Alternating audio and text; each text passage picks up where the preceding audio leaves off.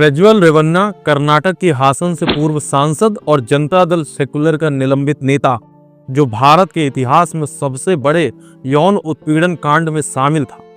यह मामला 2024 के लोकसभा चुनाव के दौरान सामने आया, जिसमें 2976 लगभग 3000 वीडियो सामने आए, जिनमें प्रज्वल पर कई महिलाओं के यौन उत्पीड़न और बलात्कार के आरोप लगे। इस विवाद ने राजनीतिक, सामाजिक और कानूनी स्तर पर व्यापक हलचल मचाई। अब इस मामले में कोर्ट ने आजीवन कारावास की सजा सुनाई है। आइए खोलते हैं इस मामले को परत दर परत। नमस्कार दोस्तों, मैं हूं प्रदीप आनंद और आप देख रहे हैं आपका अपना YouTube चैनल आनंद प्रताप गढ़ी। अपना सहयोग और प्यार देना ना भूलें, दबाकर चैनल को सब्सक्राइब करें, वीडियो को शेयर करें। आगे बढ़ते हैं। प्रज्वल पूर्व प्रधानमंत्री HD देवे गौड़ा के पोते और पूर्व मुख्यमंत्री HD कुमारस्वामी के भतीजे हैं। इस परिचय से उनकी छवि क्या होनी चाहिए, लेकिन सब उसके विपरीत है। उसके पिता HD रेवन्ना JDS के वरिष्ठ नेता और पूर्व मंत्री है। हासन से रेवन्ना परिवार का मजबूत राजनीतिक प्रभाव है और प्रज्वल 2019 से 2024 तक हासन से सांसद था। प्रज्वल 2024 में NDA के उम्मीदवार के रूप में JDS के टिकट पर हासन से चुनाव लड़ा। JDS ने सितंबर 2023 में बीजेपी के साथ गठबंधन किया था, जिसके तहत उसे कर्नाटक की 28 में से 3 सीटें मिली थी। मामले की शुरुआत 20 अप्रैल 2024 को हासन में 26 अप्रैल को होने वाली वोटिंग से ठीक पहले अज्ञात लोगों ने घरों, बाजारों, बसों और ट्रेनों में जगह जगह पर पेन ड्राइव फेंक दी। लोगों ने पेन ड्राइव को चेक किया। इसमें 2976 वीडियो थे, लगभग 3000 वीडियोस, जिनमें प्रज्वल रेवन्ना कथित तौर पर महिलाओं और लड़कियों का यौन उत्पीड़न करते हुए दिख रहा था।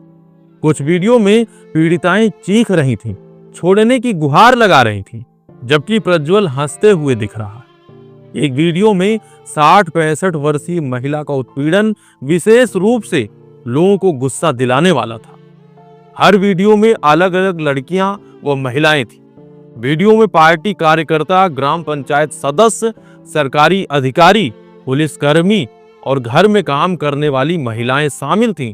इनमें से कई वीडियो प्रज्वल ने स्वयं बनाए थे, जबकि कुछ अन्य लोगों द्वारा रिकॉर्ड किए गए थे। उन महिलाओं के साथ तब तो गलत हुआ ही था, लेकिन पीड़िताओं की पहचान उजागर होने से उनकी सामाजिक स्थिति पर गंभीर असर पड़ा।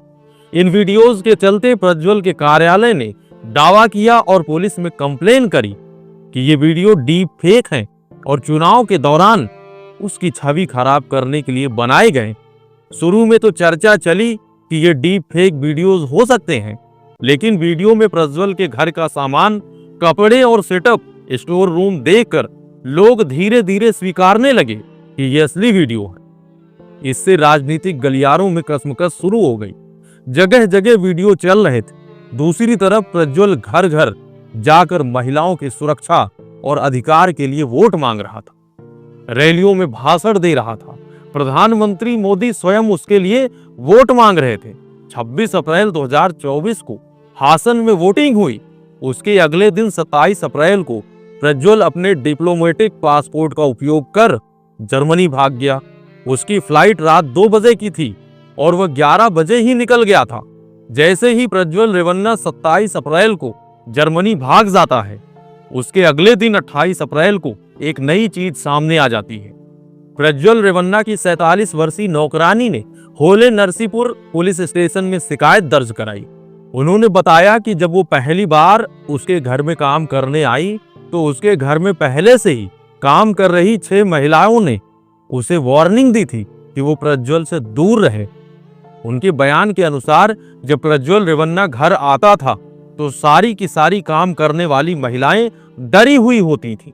कंप्लेन में मेड आगे कहती है कि जिस दिन से उसने काम करना शुरू किया, उसके 3 से 4 महीने बाद ही प्रज्वल ने उसका उत्पीड़न करना शुरू कर दिया था। इससे दुखी होकर उसने जब प्रज्वल के पिता HD रेवन्ना से शिकायत की, उनसे बताया कि मेरे साथ गलत हो रहा है, तो उसके साथ पिता ने भी हेल्प करने के बजाय उल्टा मेड के साथ उत्पीड़न करना शुरू कर दिया। उसने आगे बताया कि चुपचाप वो ये सब सहती रही क्योंकि उसको अपनी जान का खतरा था। एक दिन मेड की बेटी किसी काम से प्रज्वल के घर आई थी, तो उसने उसका भी नंबर ले लिया, उसको भी वीडियो कॉल के जरिए परेशान करना शुरू कर दिया। तो इससे परेशान होकर मेड ने वहां पर काम करना छोड़ दिया और बेटी के मोबाइल से प्रज्वल का नंबर ब्लॉक करवा दिया।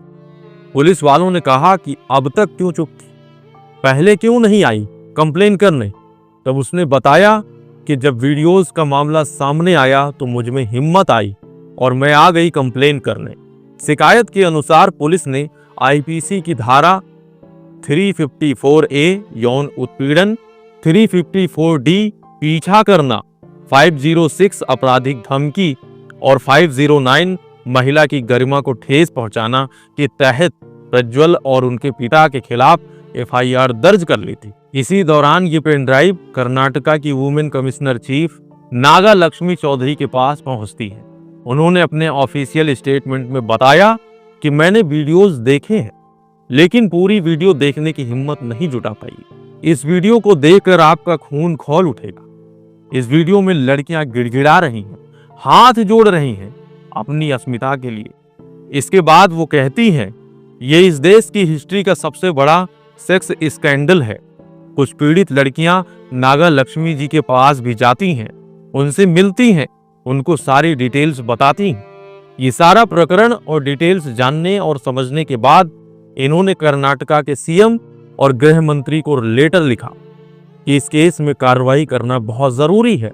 इसके बाद कर्नाटका सरकार ने विशेष जांच दल एसआईटी गठित किया, जिसका नेतृत्व अतिरिक्त पुलिस महानिदेशक विजय कुमार सिंह ने किया, जिसमें 18 सीनियर पुलिस ऑफिसर रखे गए। इनमें 2 वरिष्ठ महिला आईपीएस अधिकारी सुमन व सीमा लटकर शामिल थीं।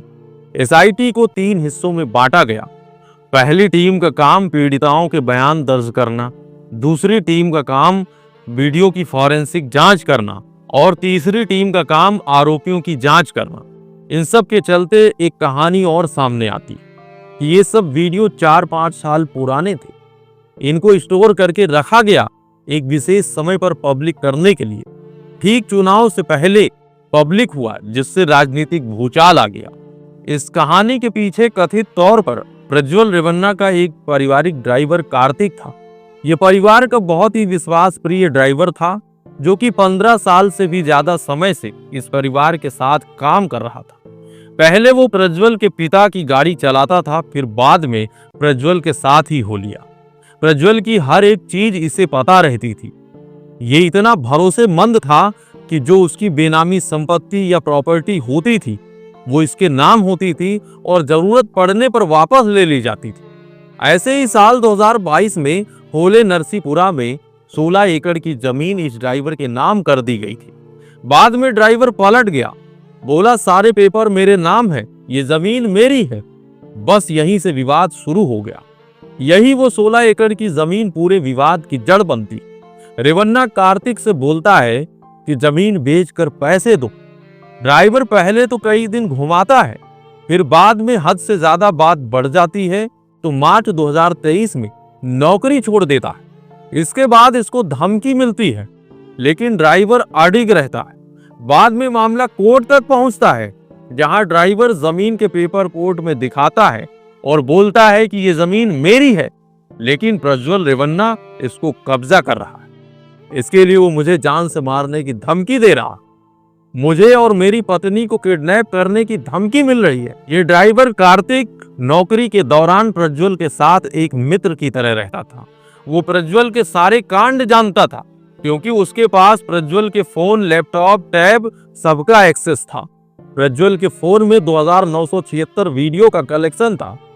उसने प्रज्वल के फोन से वो सारे वीडियो को एक पेन ड्राइव में कॉपी कर लिया था। इसी पेन ड्राइव से वो कॉन्फिडेंट था कि अगर कुछ हुआ तो इससे मामला सुलझ जाएगा। इस समय पर 2023 में जब जेडीएस कांग्रेस के साथ थी, तो कार्तिक ने अपने बचाव के लिए बीजेपी नेता और वकील देवराजे गौड़ा से संपर्क किया और उनसे मदद मांगी। देवराजे गौड़ा ने कोर्ट में कार्तिक का पक्ष रखा। इसी दौरान कार्तिक ने वीडियो के बारे में देवराजे गौड़ा को भी बताया। इधर प्रज्वल रेवन्ना को पता चलता है कि कार्तिक बीजेपी नेता देवराजे के साथ मिलकर केस लड़ रहा है और देवराजे को पेन ड्राइव भी दे दी है। ताकि वह कोर्ट में मामला लड़ सके। 1 जून 2023 को प्रज्वल ने कोर्ट में याचिका दायर की कि उसके डीप फेक वीडियो फैलाए जा रहे हैं, राजनीतिक लाभ के लिए उसे बदनाम किया जा रहा। वो वीडियो उसके ड्राइवर कार्तिक के पास पेन ड्राइव में है। अगले दिन 2 जून 2023 को कोर्ट ने 86 मीडिया संस्थानों और 3 व्यक्तियों जिनमें कार्तिक शामिल था उन पर वीडियो शेयर करने पर रोक लगा दिया। कोर्ट ने इंस्ट्रक्शन दिया कि कोई इसके बारे में किसी को कुछ नहीं बताएगा, न वीडियो शेयर करेगा। इसके बाद सबके हाथ पैर बंध गए। पता हर पार्टी को था, सारे मीडिया वाले भी जानते थे, लेकिन कोई कुछ नहीं कर पा रहा था। इस समय तक पेन ड्राइव ड्राइवर कार्तिक के पास थी। इसके बाद देवराजे गौड़ा कार्तिक से कहते हैं कि पेन ड्राइव मुझे दे दो, ये वीडियो कोर्ट में दिखाएंगे तो कुछ ना कुछ जरूर राहत मिलेगी, हो सकता है स्टे भी हट जाए। ड्राइवर मान जाता है और एक लीगल डॉक्यूमेंट पर साइन करके पेन ड्राइव देवराजे गौड़ा को दे देता है। कहानी में एक मोड़ और आता है। सितंबर 2023 में जेडीएस कांग्रेस से गठबंधन तोड़कर बीजेपी के साथ आ जाती है और कर्नाटका की 28 में से जेडीएस को 3 सीट मिलती, जिसमें से एक सीट पर प्रज्वल रेवन्ना को खुद खड़ा किया जा रहा। इन सब से देवराजे गौड़ा और ड्राइवर का दिमाग खराब हो जाता है। दोनों परेशान होते हैं। फिर देवराजे गौड़ा ड्राइवर को समझाते हैं कि कोर्ट से जस्टिस नहीं मिल रहा है तो इसका दूसरा रास्ता निकालते हैं, हम पार्टी से बात करेंगे, प्रज्वल को ये जो सीट मिली है हम कैंसिल करवा देंगे। दोनों की आपसी सहमति बन जाती है। फिर 8 दिसंबर 2023 को देवराजे कर्नाटका के बीजेपी अध्यक्ष को लेटर लिखते हैं और बताते हैं कि बीजेपी का जो एनडीए अलायंस है इसमें एक कैंडिडेट है प्रज्वल रेवन्ना, इसके बहुत सारे अश्लील वीडियो बने हैं जो कि कांग्रेस के पास भी हैं। बहुत गलत कदम होगा अगर इसे इलेक्शन लड़ने दिया तो। बीजेपी और जेडीएस के खिलाफ कांग्रेस इसका इस्तेमाल चुनाव में ब्रह्मास्त्र की तरह करेगी। इससे पार्टी की इमेज पर बुरा प्रभाव पड़ेगा। इसके बावजूद भी प्रज्वल चुनाव लड़ता है और उसकी इस इलेक्शन में हार होती है। जर्मनी भागने के बाद जब बात मीडिया में आती है, राजनीतिक पार्टियां भागने का आरोप लगाती हैं, तो प्रज्वल रेवन्ना जवाब में एक ट्वीट भी करता है कि वह भागा नहीं है बल्कि जरूरी काम से विदेश गया है और वापस आएगा। उसके वकील ने भी यही दावा किया। फिर 31 मई 2024 को प्रज्वल की जर्मनी से वापसी पर बेंगलुरु हवाई अड्डे पर उसे गिरफ्तार कर लिया गया। फिर आया वो दिन जिसका उन सभी पीड़िताओं को इंतजार था। 1 अगस्त 2025 को बेंगलुरु की विशेष अदालत ने प्रज्वल को 47 वर्षीय नौकरानी के साथ रेप, यौन उत्पीड़न, वीडियो बनाने, साक्ष्य नष्ट करने और आईटी अधिनियम के उल्लंघन का दोषी ठहराया गया। 2 अगस्त 2025 को उसे आजीवन कारावास और 10 लाख रुपए जुर्माने की सजा सुनाई गई, जिसमें से 7 लाख रुपए पीड़िता को मुआवजे के तौर पर दिए जाएंगे। प्रज्वल के खिलाफ 3 अन्य मामले लंबित हैं, जिनमें 44 वर्षीय पूर्व जिला पंचायत सदस्य और 60 वर्षीय महिला के साथ रेप के आरोप शामिल हैं। चौथा मामला साइबर अपराध से संबंधित है। इस कांड ने पीड़ित महिलाओं की गोपनीयता और सम्मान को गंभीर नुकसान पहुंचाया। वीडियो के सार्वजनिक होने से उनकी सामाजिक स्थिति प्रभावित हुई। प्रज्वल की सजा एक महत्वपूर्ण कदम है, लेकिन बाकी 3 मामलों का निपटारा बाकी है। उसकी जमानत याचिकाएं खारिज हो चुकी हैं और वह बेंगलुरु की परप्पना अग्रहरा जेल में है। यह मामला राजनीतिक दलों द्वारा आपराधिक पृष्ठभूमि वाले उम्मीदवारों को टिकट देने की प्रथा पर भी सवाल उठाता है। एडीआर की 2023 की रिपोर्ट के अनुसार 134 सांसदों और विधायकों पर महिलाओं के खिलाफ अपराध के मामले थे, फिर भी उन्हें टिकट मिले। प्रज्वल को एक मामले में आजीवन कारावास की सजा हो चुकी है, लेकिन अन्य मामलों में मुकदमा चल रहा है। एसआईटी की जांच जारी है और पीड़िताओं को न्याय दिलाने के लिए और साक्ष्य जुटाए जा रहे हैं। यह कांड भारत में महिलाओं की सुरक्षा, राजनीतिक नैतिकता और कानूनी जवाबदेही पर गंभीर सवाल उठाता है।